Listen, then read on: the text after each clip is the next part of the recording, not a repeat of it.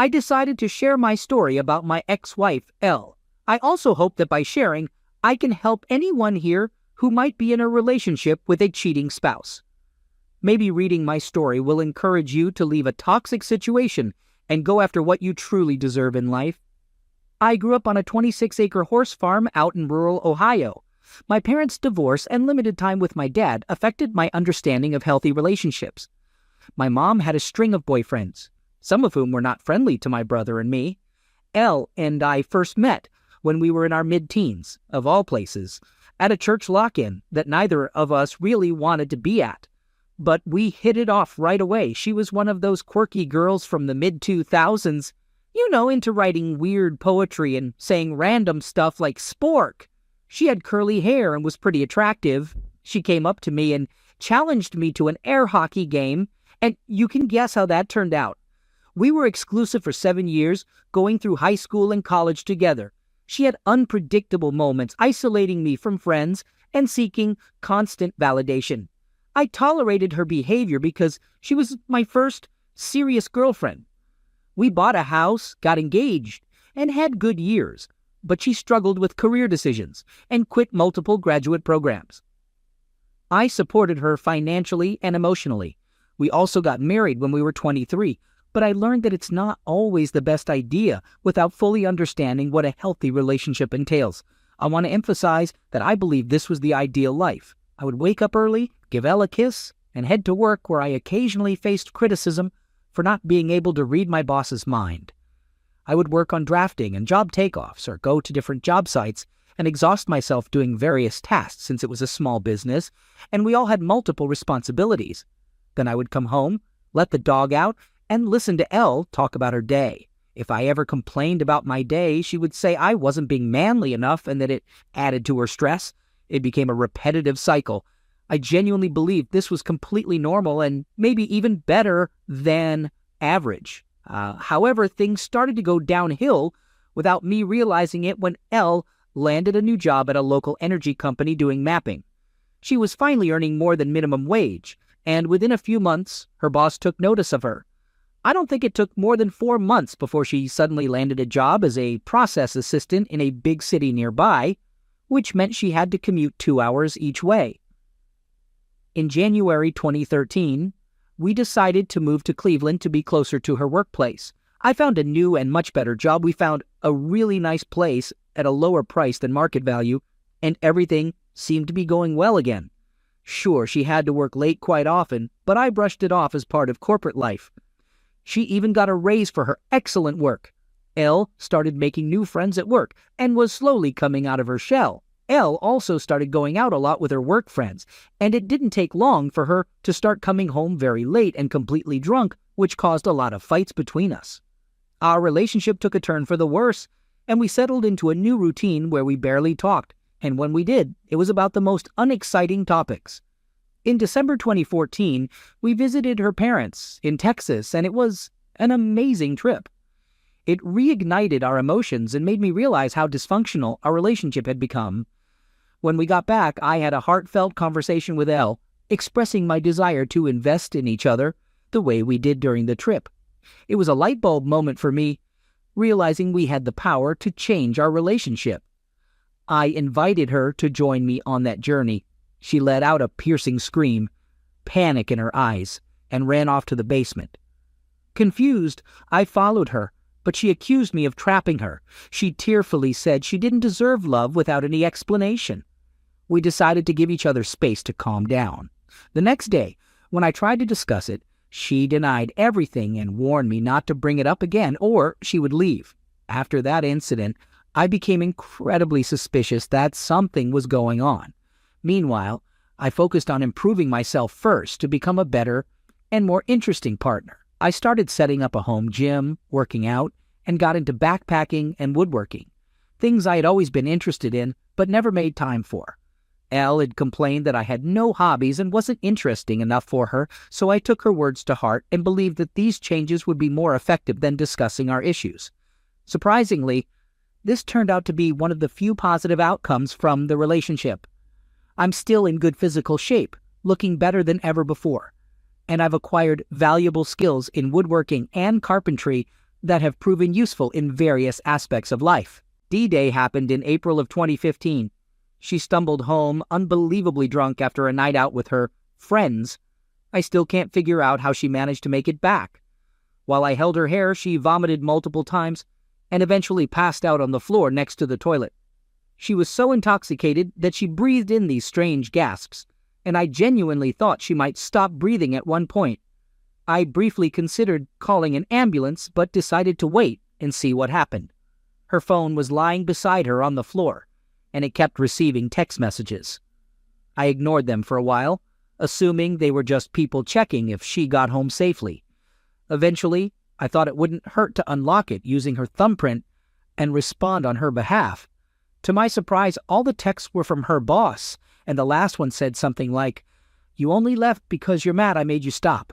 We can't continue doing it in the office anymore. Frank might catch us."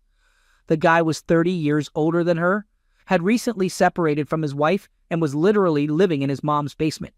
In that moment, everything became clear to me, and I felt like the biggest fool for not putting the pieces together over the past 2-3 years. I still feel stupid about it. We were young, but that's no excuse for being so naive and emotionally detached from our marriage.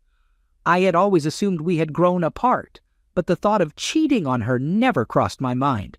I just assumed she felt the same way. I start going through all her texts with him and realize that this has been happening for a while.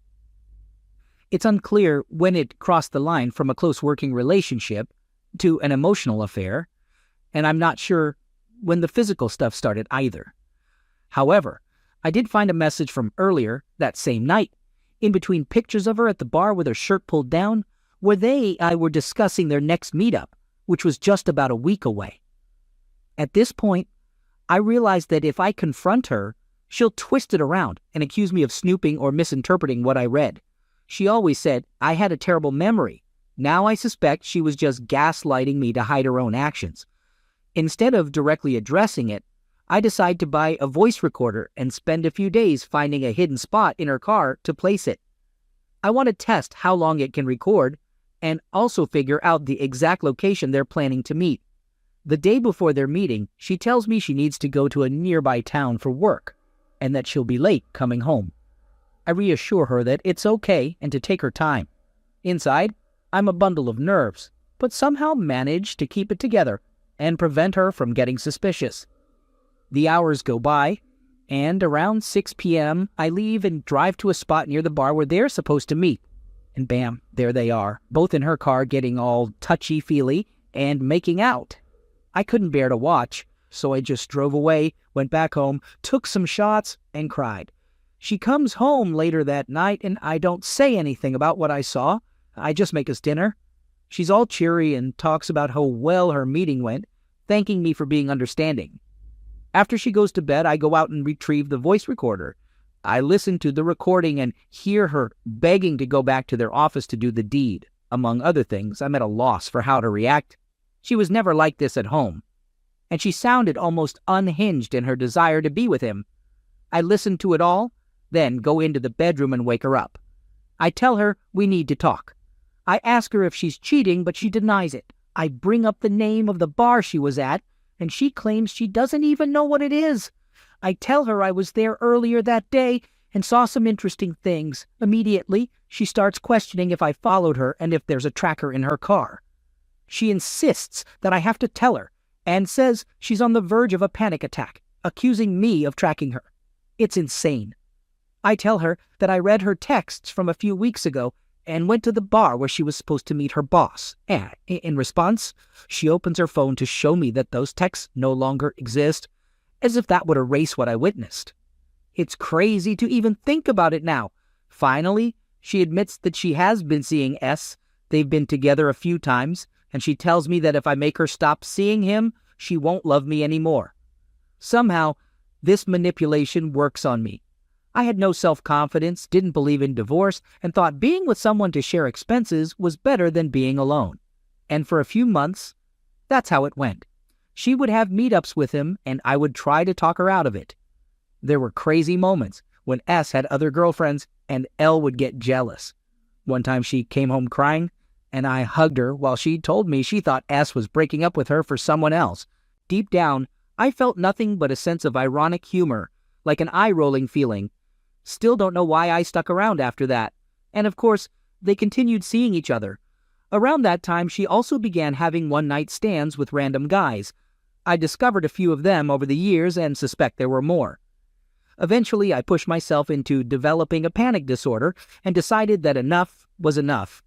I handed her the voice recorder and demanded that she end things with S while recording the conversation, or else I would leave. She cried, but eventually agreed. The next day, she did as I asked. When S found out that I knew, he immediately panicked, and I got to witness the texts coming in on L's new Apple Watch, which she didn't realize doesn't delete messages that are removed from the phone. Things calmed down a bit, and we attended one session of marriage counseling. I agreed not to mention her infidelity during that session as a condition for L to agree to go. However, the counselor spent the entire session telling me that I was suffocating L by wanting to check her phone and know her whereabouts, which I only started doing after the cheating. We never went back to counseling. That period was from 2015 to 2016. After that, we stayed together. But about twice a year, I would discover new instances of infidelity. Once she got drunk and performed BJ on a guy she worked with in the bathroom.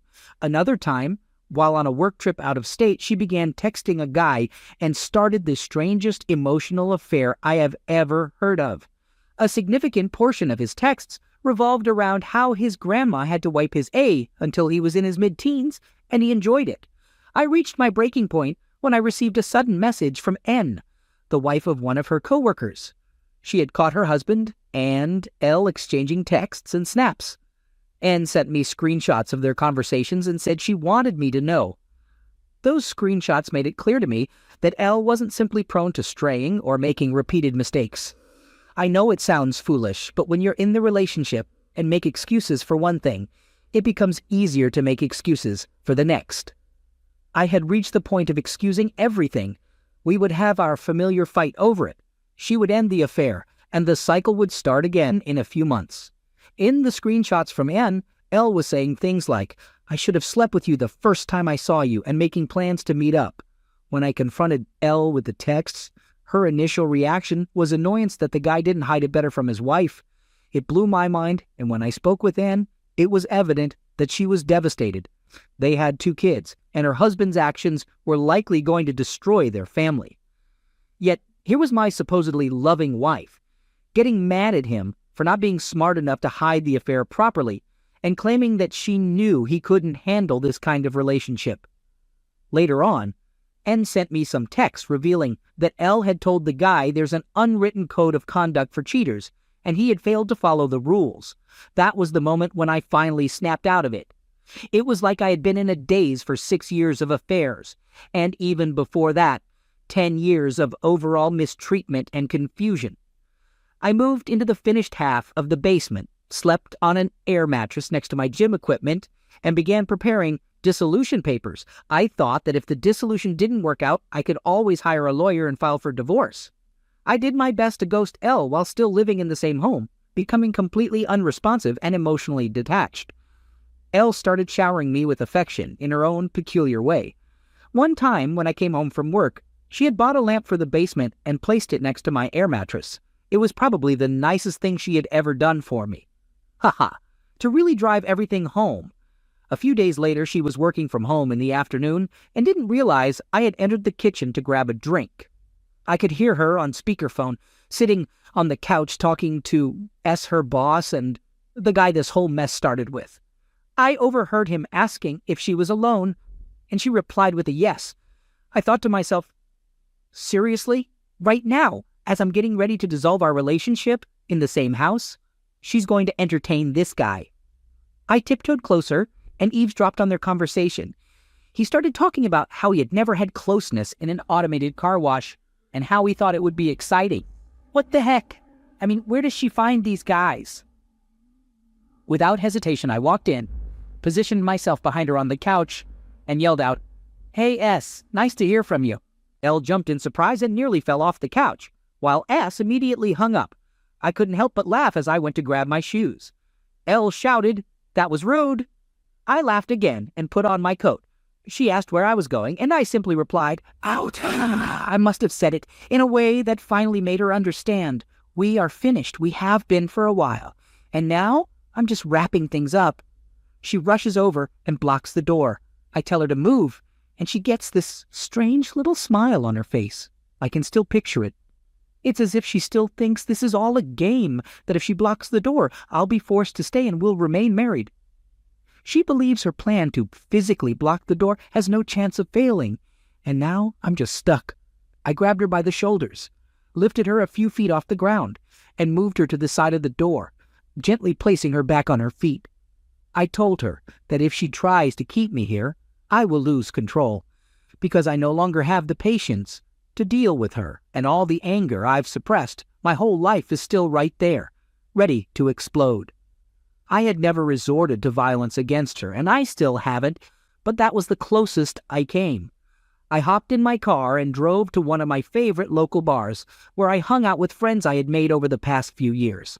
I sent Elle a text, letting her know that I was aware of her upcoming work trip the following week, and when she returned, she wouldn't be welcome back in the house. Luckily for me, she never came back. She moved in with a guy she had been seeing down there, and they both ended up living in his brother's dining room since the guy was unemployed and staying with his brother. Once again, what a catch. Her cheating life was a regular gem mine. After that, I only saw her a few times. She signed the paperwork I sent her without making any significant changes. To make things easier, I used the leverage that her company would fire both her and her boss if I exposed their relationship. This helped me secure the house, my car, and just under half of the unexpected $20,000 plus credit card debt she had accumulated.